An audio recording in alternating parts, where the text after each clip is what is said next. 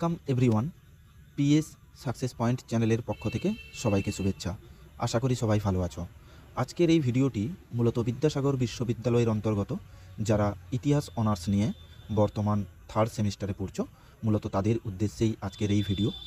আজকের এই ভিডিওতে আমি আলোচনা করব ইতিহাস অনার্স থার্ড সেমিস্টারের এসিসি 1 এই পার্টটির ওপর কতগুলো গুরুত্বপূর্ণ প্রশ্ন নিয়ে, যেগুলো ফাইনাল পরীক্ষার ক্ষেত্রে তোমাদের খুবই কাজে আসবে। তোমরা জানো এসিসি 1 এই পেপারটিতে 3টি পার্ট রয়েছে। 3টি পার্টের মধ্যে আজকে আমি আলোচনা করব যে পার্টটি, সেটি হলো literature and history of Bengal. এই পার্টটির উপর আলোচনা করব। যাদের যাদের এই পার্টটি রয়েছে, মূলত তাদের আজকের এই ভিডিওটি খুবই কাজে আসবে। তোমরা সম্পূর্ণ ভিডিওটি দেখো। আজকের এই ভিডিওতে আমি এই পার্টটির উপর 10, 5 এবং 2 তিন ধরনেরই প্রশ্ন নিয়ে আলোচনা করব, যেগুলো তোমাদের খুবই কাজে আসবে। তো চলো দেখা যাক 10 নম্বরের এই পার্টটির উপর এসিসি 1-এর কী কী ইম্পর্টেন্স রয়েছে।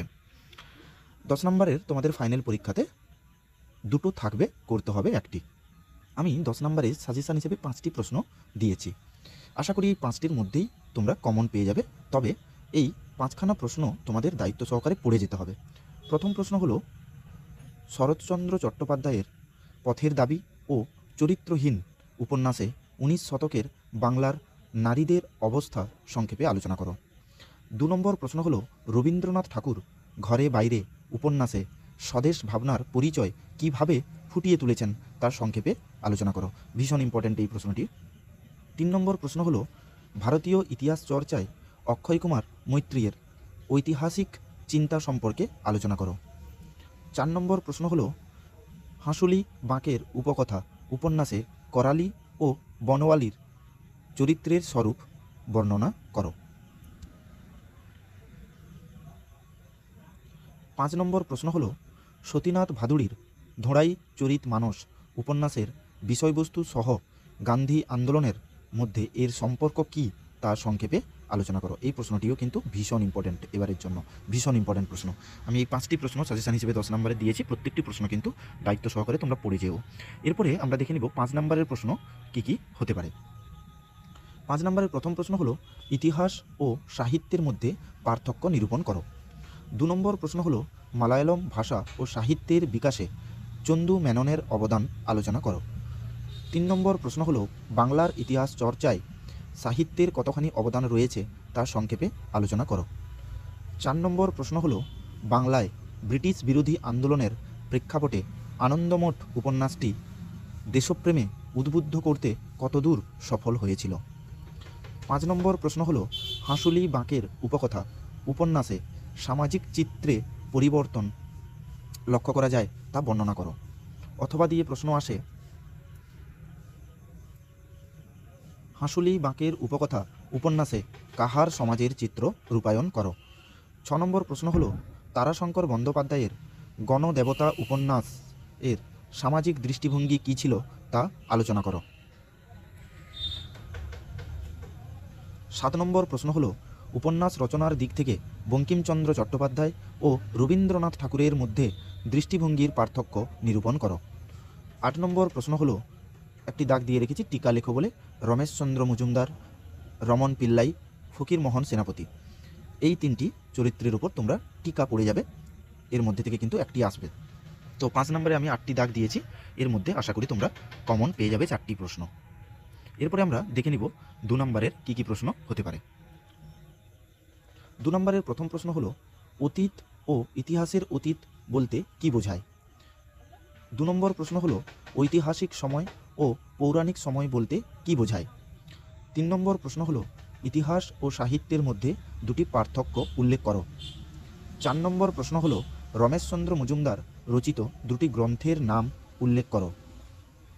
5 নম্বর প্রশ্ন হলো, ফকিরমোহন সেনাপতি রচিত দুটি গ্রন্থের নাম উল্লেখ করো।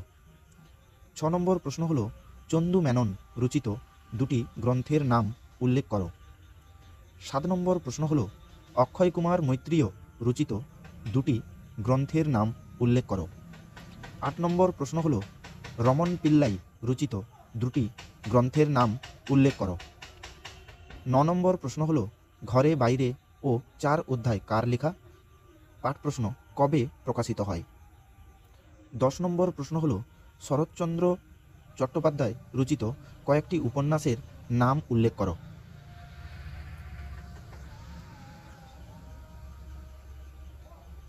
12 নম্বর প্রশ্ন হলো হাঁসুলি বাঁকের উপকথা উপন্যাসের কয়েকটি চরিত্রের নাম উল্লেখ করো।